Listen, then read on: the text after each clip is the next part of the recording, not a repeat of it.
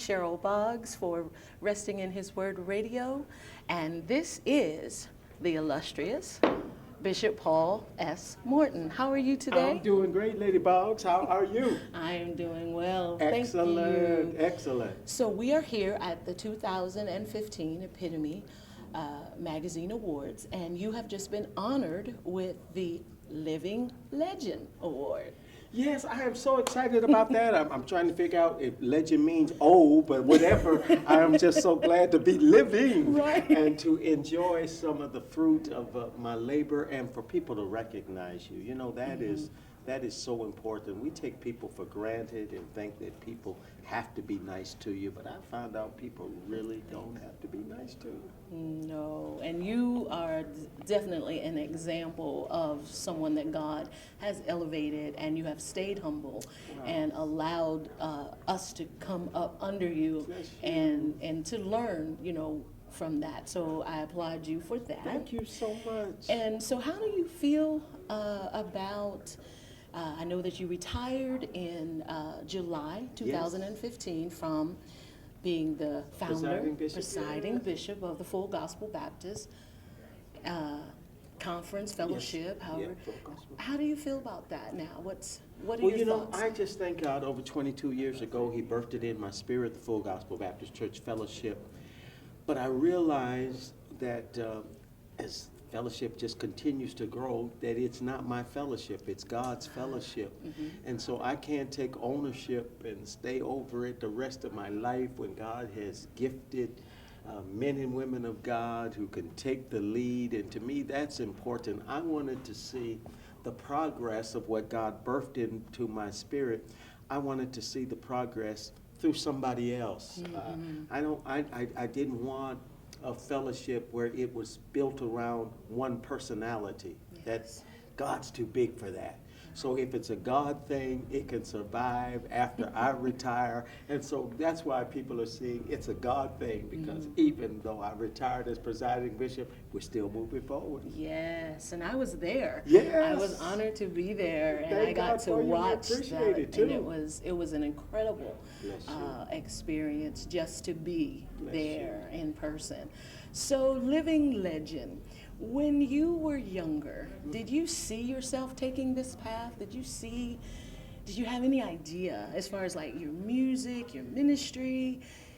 Did you have any foresight of that, or? Well, to be honest with you, it was something that I fought, because, my father prophesied when I was a little baby. In fact, that's why he named me Paul. Because he said he's going to preach. Well, of course, they didn't tell me that until I was older, but when I was 16, I felt the call even to preach the gospel. I started singing in my father's church when I was like 5 years old. He had put me on the chair. I said, he got the whole world in his hand. He got the whole.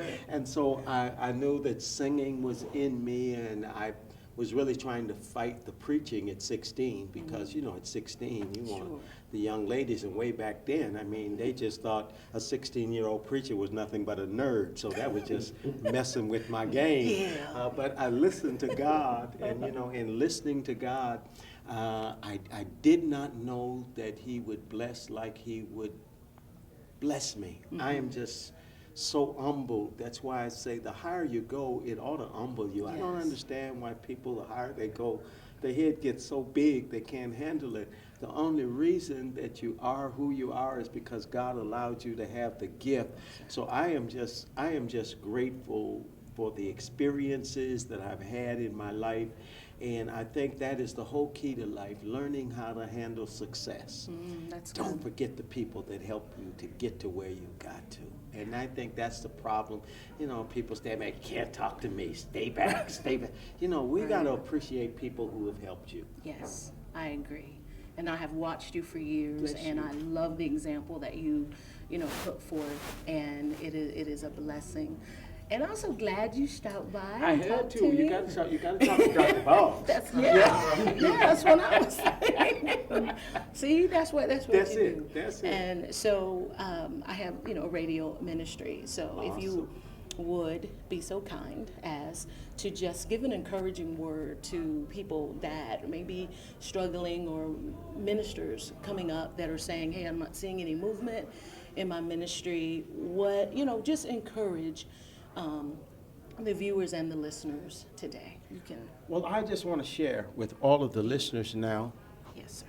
And I think that it's very, very important because I know sometimes you can get tired, especially in ministry. Is it worth it? Are people really appreciating your ministry? Let me give you a scripture that has encouraged me through the years, and I hope that it will encourage you. Don't get weary in well-doing, because in due season you will reap if you faint not. The devil's goal is to make you faint, but you got to tell the devil, I got too much that God has placed into my future, and I'm not going to get weary. So that's where your victory will be. I promise you, don't you get weary. Don't you get tired of doing what you're doing. You shall reap if you faint not.